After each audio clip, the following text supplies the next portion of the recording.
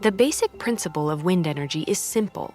A series of sails or blades mounted around a rotor catch the wind and translate its kinetic energy into rotational energy. Traditional windmills use that rotational energy to grind wheat or pump water. But in modern wind turbines, it turns a generator that creates electricity. This conversion from wind to rotational energy to electricity has defined wind turbines since their invention in the late 19th century.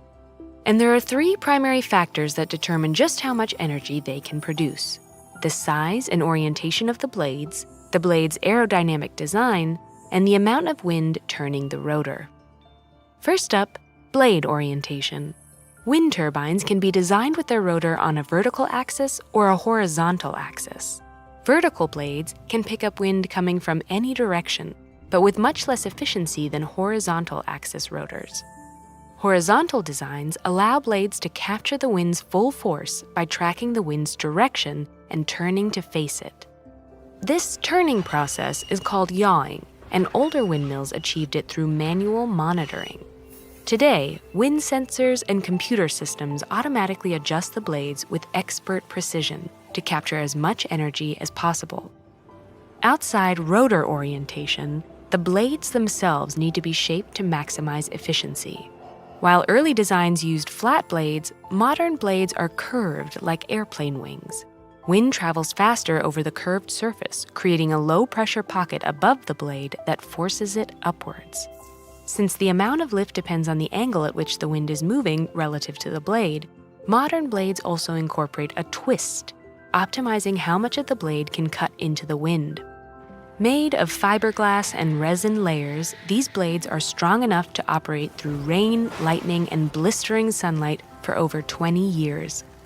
Even with aerodynamic blades and a horizontal rotor, a wind turbine can only capture wind if it's in a windy environment.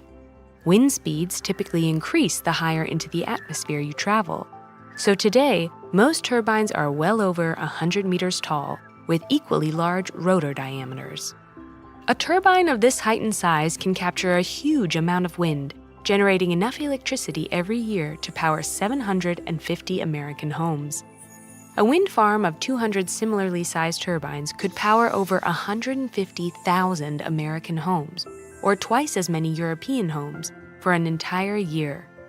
Offshore wind farms contain an even greater number of even larger turbines. In 2019, the largest wind turbine ever built began operating off the coast of the Netherlands. With a rotor diameter of 220 meters, just one of these turbines can meet the annual power needs of 16,000 European households. Despite its amazing potential, wind energy still faces challenges. Wind may be a free and unlimited fuel, but no matter how large or efficient a turbine is, there's a mathematical limit to how much wind it can convert into electricity.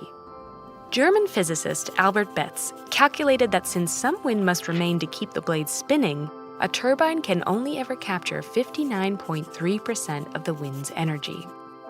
Additionally, some people feel turbines disrupt natural scenery, and wind energy's intermittent availability can make it difficult to integrate into electrical grids. But even with these challenges, modern wind turbines have made wind energy the most efficient and inexpensive source of electricity.